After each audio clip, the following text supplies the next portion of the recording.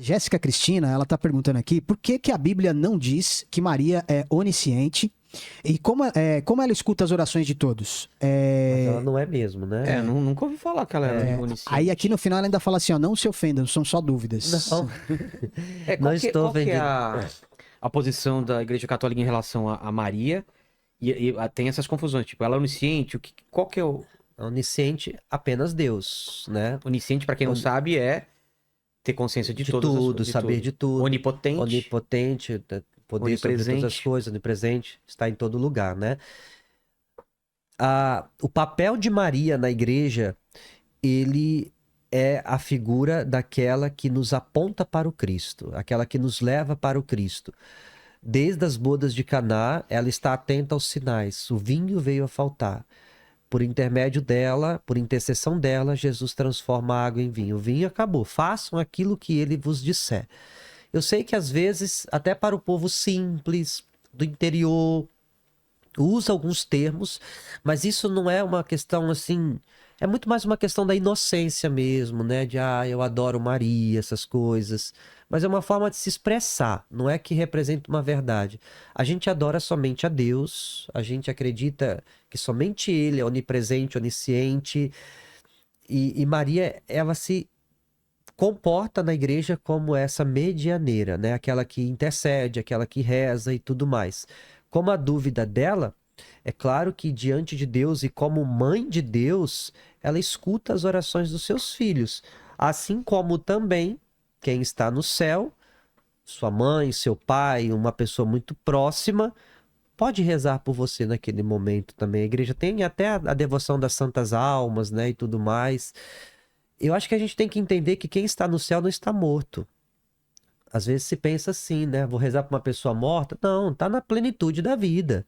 A vida é eterna, né? Então não são pessoas mortas. Mas Maria é intercessora. Ela não é Deus, não está acima dele, nem de forma igual.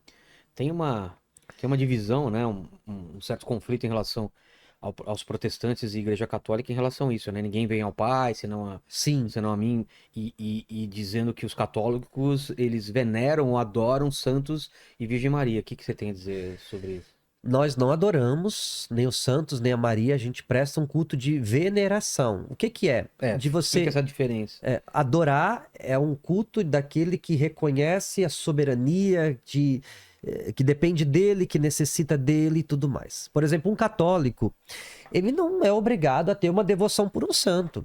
Se, eu não tenho uma devoção por São José, por exemplo, Santo Antônio, São João, igual hoje, tá tudo bem, não tem problema nenhum. A respeito de Maria é diferente, né? Todo católico deveria ter por ela um carinho especial por aquilo que ela foi, a mãe de Deus. Inclusive, eu já escutei pastores aí das mídias também falando sobre isso, né? Assim, carinho, né? Falar que ela é uma mulher simples qualquer é um absurdo. Uma mulher que gerou Deus, né? Que trouxe o filho no seu ventre, né? Então a gente tem um carinho especial por ela também. Quando a gente diz que venera, é como se fosse um espelho, né?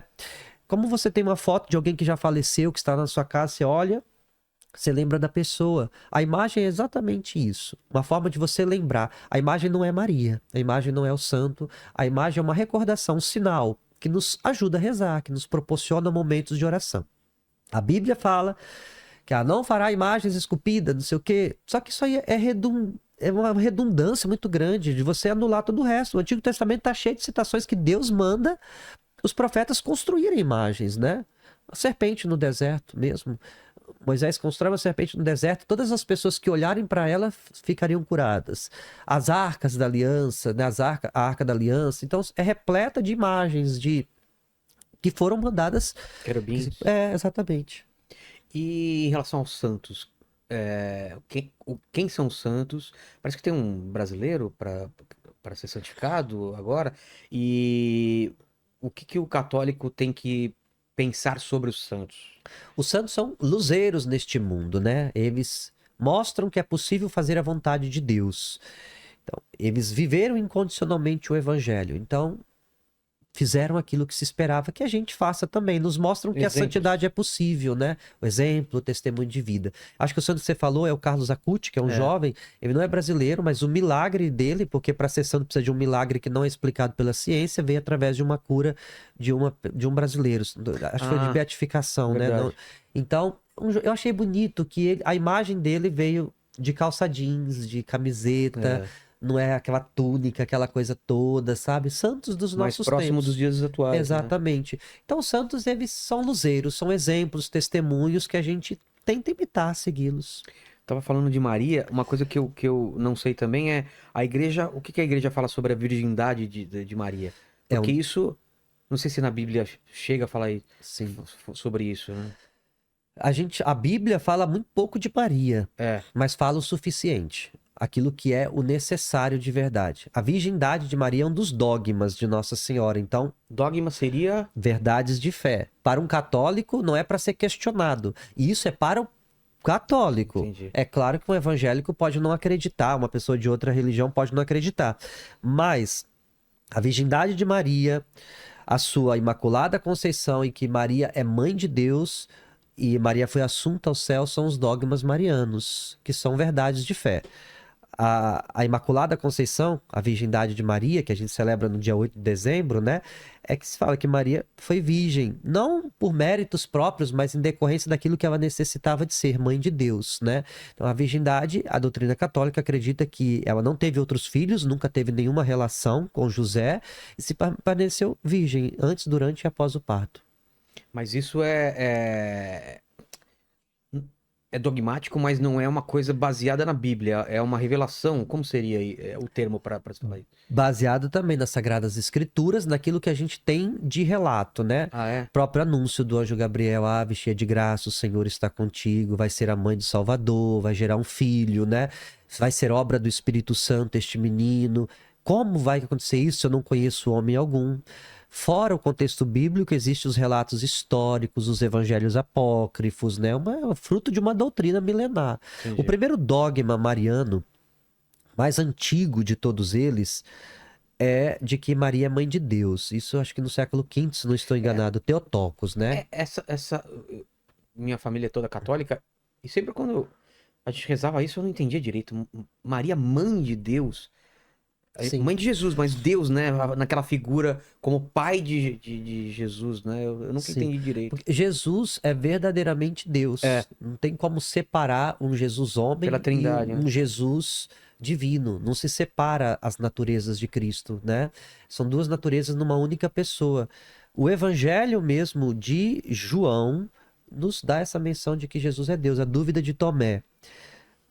Todo mundo questiona Tomé, né? A gente até costuma dizer assim que Tomé não acreditou, que precisou de ver para acreditar, e a gente usa isso, né? Eu sou igual Tomé, eu só acredito se eu ver, aquela coisa toda. Eu sempre admirei Tomé, assim, acho que é um dos meus discípulos preferidos. Ele não queria saber aquilo que contaram para ele, mas ele queria ter a sua experiência. E diante da dúvida de Tomé, a gente tem essa certeza, né, da divindade de Jesus. Foi a primeira vez que alguém chama Jesus de Deus, foi Tomé, né? Ah, é? Meu Senhor e meu Deus. Até então era o Filho de Deus, o Messias, o enviado, mas ele pela primeira vez na Bíblia é Deus, meu Senhor e meu Deus. E Maria é mãe de Deus, ela gerou o Filho de Deus, que é Deus, no seu ventre. Entendi. E as aparições? Elas cessaram as aparições de Maria? Porque no Existe, passado tem muito relato, né? mas existem somente 3 aparições que a igreja reconhece Ah, é? como verdadeiras. Não que ela Fátima? questione o resto, são piedades populares, Tá. né, e tudo mais. Fátima, Portugal, Foi quando? Faz tempo já, né? 17, se eu não me engano, fez 100 anos, né, em 2017.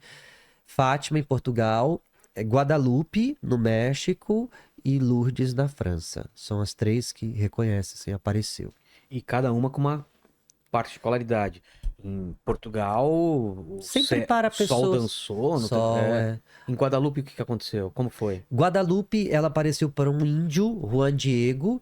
É muito interessante a aparição de Guadalupe, assim, para mim é a mais forte de Esse todas elas. é o que tá para ser canonizado? É o Carlos Acuti. Ele vai ser canonizado agora. Um jovenzinho da internet, né? Que evangelizava na internet. Então, ela apareceu para um índio, e esse índio falava ao bispo que estava vendo e tudo mais, não tinha crédito, não levava a sério, enfim. E aí ela pediu que ele levasse algumas flores para o bispo. E ele recolheu essas flores. Eu não sei o nome daquela roupa de inverno. Aquelas que parece uma roupa de padre, assim. De inverno? É, Larga, assim? é aquelas, assim, tipo uma... Não sei o nome. Era uma roupa de inverno usada Sei. pelos indígenas e tudo mais, né? Japona? Não sei, gente. Depois a gente pesquisa. Tá. Um poncho, alguma coisa, sei lá. Aí ele colheu essas flores aqui e levou essas flores ao bispo. E quando ele colocou as flores, tinha a imagem de Nossa Senhora estampada. Essa roupa existe até hoje. Não Ah, sei é? se dá para Ah, o Lene pesquisar procura aí, por a favor. imagem de Guadalupe aí, né? Ela está estampada, mesmo depois de 500 anos, né? 400, mais de 400 anos, estampada ainda nessa roupa. E ela tem algumas coisas muito peculiares, assim. Se você pega os dois olhos de Maria, se você coloca uma mão assim, tem um semblante feliz, coloca no outro, tem um semblante Ah. triste. Na pupila do olho tem uma imagem que só dá para ver a microscópio mesmo do índio, do bispo e dos fiéis, sabe? Nossa. Ela já sofreu um atentado, sobreviveu, a igreja incendiou, mas o quadro ficou intacto lá. Guadalupe, é muito bonita a aparição. E a história de Lourdes? Lourdes foi pra uma menina também, né? A Bernadette, que teve, que aí foi aí que surgiu o termo Imaculada Conceição, Ah, é? né? Que o bispo também, né, os padres não acreditavam. Pergunta quem é. Aí ela foi lá, eu sou a Imaculada Conceição, né? Fala isso pra ele. Muito bonita também, né? Sempre pra crianças, Fátima, crianças, Lourdes, criança, no México para um índio. Olha lá, Olha essa lá. imagem? É essa imagem, né?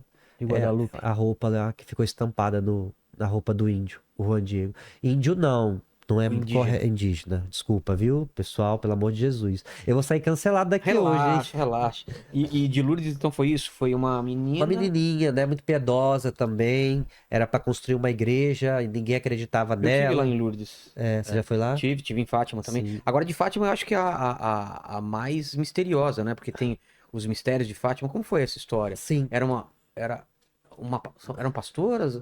Eram pastorinhos, crianças, né? A Lúcia, Francisca e a Jacinta, crianças pequenininhas.